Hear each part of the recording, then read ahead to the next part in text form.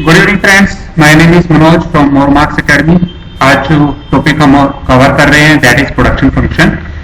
Production function के अंदर हम क्या देखते हैं कि हमारे पास जो फैक्टर्स ऑफ प्रोडक्शन है, फैक्टर्स ऑफ प्रोडक्शन हमारे पास दो तरह के होते हैं, one is fixed, one is variable. तो वो जो फैक्टर्स ऑफ प्रोडक्शन हमारे पास हैं, वो फैक्टर्स ऑफ प्रोडक्शन को जब हम यूज करते हैं तो हमारा आउटपुट जो है वो आउटपुट किस तरीके से हमारा इंक्रीज करता है, डिक्रीज करता है, वो चीज हम देखते हैं। उस चीज के बीच में रिलेशनशिप हम सेट करते हैं। तो प्रोडक्शन फंक्शन हमें क्या बताता है, it is technological relationship between physical quantities of input, कि हम कितना इनपुट उसके अंदर दे रहे हैं, and the physical quantity of output, और हमारे पास आउटपुट कितना आ रहा है उस इनपुट को देने के बाद। तो उन दोनों के बीच के अंदर जो रिलेशनशिप हमारे को बताता है वो बताता है हमें प्रोडक्शन फंक्शन। तो फिजिकल इनपुट आउटपुट के से हमारा क्या मतलब है कि इसके अंदर हमारे पास जो फैक्टर्स ऑफ प्रोडक्शन होते हैं, जैसे मैंने आपको बताया दो तरह के फैक्टर्स ऑफ प्रोडक्शन हमारे पास हैं, फिक्स्ड और वेरिएबल। तो वो फैक्टर्स ऑफ प्रोडक्शन का फिजिकली जब हम इनपुट देते हैं तो उससे फिजिकली आउटपुट हमारे पास कितना आता है वो चीज हम इसके अंदर लेते हैं। इसके अंदर हम प्राइसेस और कॉस्ट को कंसीडर नहीं करते हैं। इसके अंदर सिर्फ हमें देखना है कि हमने कितना इनपुट दिया और हमारे पास आउटपुट कितना आ रहा है irrespective of the prices and the costs. ठीक है, तो शॉर्ट रन प्रोडक्शन फंक्शन हमारे पास सेफ होता है जिसके अंदर हम ऐसा टाइम पीरियड लेते हैं जिसके अंदर हम सिर्फ एक ही वेरिएबल, एक ही फैक्टर ऑफ प्रोडक्शन को जो है वो चेंज कर पा रहे हैं। शॉर्ट रन के अंदर हम सिर्फ लेबर एक ऐसा फैक्टर ऑफ प्रोडक्शन है जिसको चेंज कर सकते हैं, और लेबर हमारे पास एक वेरिएबल फैक्टर होता है जिसको मैं जितना चाहूँ उतना बढ़ा सकता हूँ या जितना चाहूँ उतना कम कर सकता हूँ।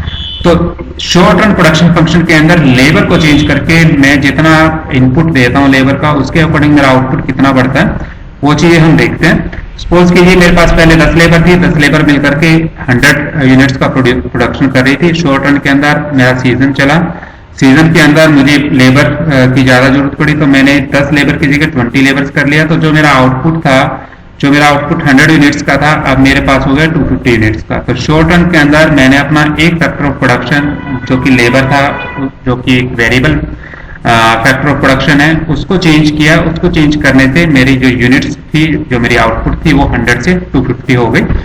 तो उस चीज को मैं बोलता हूँ शॉर्ट रन प्रोडक्शन फंक्शन की। छोटे टाइम पीरियड के अंदर मुझे आउटपुट चेंज करना है तो मैंने सिर्फ एक वेरिएबल फैक्टर को चेंज किया और उसकी वजह से मेरा प्रोडक्शन जो था वो चेंज हो गया। Increasing return to a factor, increasing return to a factor हमारे पास होता है कि जब मैं अपना फैक्टर ऑफ प्रोडक्शन, चाहे वो शॉर्ट रन के अंदर चेंज कर रहा हूँ या लॉन्ग रन के अंदर चेंज कर रहा हूँ, जब उस फैक्टर ऑफ प्रोडक्शन के इंक्रीज करने से मेरा आउटपुट जो है वो इंक्रीजिंग रिटर्न दे रहा है, तो उस चीज को हम बोलते हैं increasing return to a factor. Suppose कीजिए मेरे पास पहले एक लेबर काम करता था, एक लेबर काम करता था, वो आउटपुट देता था 5 यूनिट्स का। मैंने 2 लेबर लगाई, 2 लेबर लगाने से मेरा आउटपुट आ गया 12 यूनिट्स का।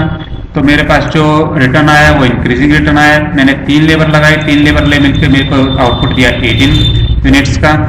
तो अब मेरे पास जो है आउटपुट इंक्रीज होकर आ रहा है, या मैं इसको 28 यूनिट्स कर लेता हूँ तो मेरा आउटपुट जो है वो अब इंक्रीज होकर आ रहा है। मैंने 4th लेबर लगाई, 4th लेबर लगाने से मेरा आउटपुट जो था वो 50 यूनिट्स का हो गया। तो हर एक एक्स्ट्रा लेबर बढ़ाने से मेरा जो आउटपुट पर लेबर है वो आउटपुट पर लेबर जो है इंक्रीज हो रहा है। इसके अंदर मेरे पास 7 यूनिट्स का इंक्रीज हुआ, इसके अंदर मेरे पास 14 यूनिट्स का इंक्रीज हुआ, इसके अंदर मेरे पास 22 यूनिट्स का इंक्रीज हुआ। तो एक एक फैक्टर को चेंज करने से, जो मेरा फैक्टर ऑफ प्रोडक्शन को चेंज करने से जो मेरा आउटपुट आ रहा है वो आउटपुट इंक्रीजिंग वे के अंदर आ रहा है, तो उस चीज को हम बोल देते हैं increasing returns to a factor. Same way के अंदर हमारे पास आता है decreasing returns to a factor. Decreasing return to a factor का मतलब क्या है कि मेरा टोटल आउटपुट तो इंक्रीज हो रहा है, पर जो output per unit of factor change करने से मेरा आउटपुट आना चाहिए वो आउटपुट डिक्रीज होकर के आ रहा है। सपोज कीजिए मैंने एक लेबर मिलकर के 5 यूनिट्स मेरे पास बना रही थी, सेकंड लेबर जब मैंने लगाया तो उसने 9 यूनिट्स बनाया। तो जो चेंज मेरे पास आया सेकंड लेबर लगाने से, वो चेंज मेरे पास सिर्फ 4 यूनिट्स का आया। जब मैंने थर्ड लेबर लगाई तो थर्ड लेबर बनाने से मेरे पास टोटल जो प्रोडक्शन आया वो 12 यूनिट्स का आया।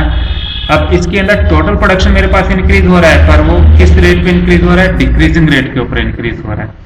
तो इस चीज को हम बोल देते हैं decreasing returns to a factor, कि मैं लेबर बढ़ा रहा हूँ, टोटल आउटपुट मेरे पास इंक्रीज हो रहा है, बट वो डिक्रीजिंग रेट के ऊपर इंक्रीज हो रहा है। क्योंकि एक लेबर 5 यूनिट बना रहा था, सेकंड लेबर सिर्फ आपके पास 4 एक्स्ट्रा यूनिट्स बना रहा है, थर्ड लेबर मैंने लगाई है तो सिर्फ 3 यूनिट्स एक्स्ट्रा बना रहा है।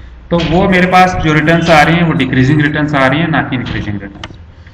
कांस्टेंट रिटर्न्स हमारे पास होता है कि जिसके अंदर मैं जितना फैक्टर ऑफ प्रोडक्शन बढ़ा रहा हूँ उतना ही पर यूनिट आउटपुट मेरे पास इंक्रीज होकर के आ रहा है। सपोज करो पहली लेबर मेरे पास 5 जो थी 5 यूनिट्स बना रही थी, सेकंड लेबर जब मैंने लगाई तो 10 यूनिट्स बनी, थर्ड लेबर मैंने लगाई तो 15 यूनिट्स मेरे पास बनी।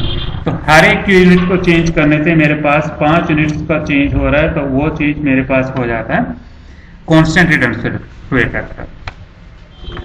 लॉन्ग रन प्रोडक्शन फंक्शन की जब हम बात करते हैं तो इनपुट आउटपुट रिलेशन के अंदर हमारे पास जितने भी फैक्टर्स होते हैं वो सारे के सारे वेरिएबल्स हो जाते हैं, उसके अंदर कोई भी फैक्टर हमारे पास कांस्टेंट नहीं रहता है, क्योंकि लॉन्ग रन हमारे पास इतना लंबा पीरियड हो जाता है जिसके अंदर मैं सारे के सारे फैक्टर्स को चेंज कर सकता हूँ।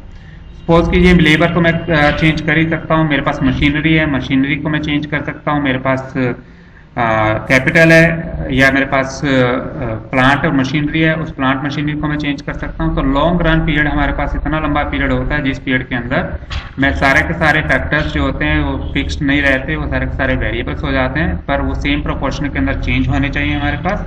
तो जब हमारे पास इनपुट आउटपुट की relationship with respect to change in factor of production in the same proportion दिखाई जाती है लॉन्ग पीरियड के लिए, तो वो हमारे पास हो जाता है लॉन्ग रन प्रोडक्शन। जब हम लॉन्ग रन प्रोडक्शन फंक्शन की बात करते हैं तो हम बात करते हैं factors related returns to a scale की, ना कि हम रिटर्न्स टू ए फैक्टर की, क्योंकि उसके अंदर हमारे पास जो आउटपुट होता है आउटपुट काफ़ी बड़े लेवल के ऊपर चेंज होता है और सारे के सारे फैक्टर्स हमारे पास वेरिएबल फैक्टर्स हो जाते हैं। तो उस चीज़ को हम एक स्केल के ऊपर मेजर करते हैं, ना कि शॉर्ट रन के अंदर। तो 3 तरह के हमारे पास रिटर्न्स टू स्केल होता है, इंक्रीजिंग, कांस्टेंट और डिमिनिशिंग, जैसा हमने last return to a factor के केस के अंदर किया था। इंक्रीजिंग के अंदर हमारे पास इंक्रीजिंग रिटर्न्स आएंगे, कांस्टेंट के अंदर हमारे पास कांस्टेंट रिटर्न आते हैं और डिमिनिशिंग के अंदर हमारे पास घटते हुए रिटर्न्स आते हैं। तो तीनों के तीन हमारे पास सेम है जैसा हमने पहले किया। तो आपके पास एक क्विज है कि जब फर्म जो होता है इंक्रीज करती है अपने वेरिएबल फैक्टर्स को, इनपुट आउटपुट इंक्रीज करता है एट द सेम रेट, तो इस चीज़ को हम क्या बोलते हैं? तो इस चीज़ का आप आंसर मुझे दे सकते हैं कमेंट सेक्शन के अंदर। तो आज के लिए हम सिर्फ इतना ही करें। Thank you and request all of you to subscribe and like my videos. Thanks a lot.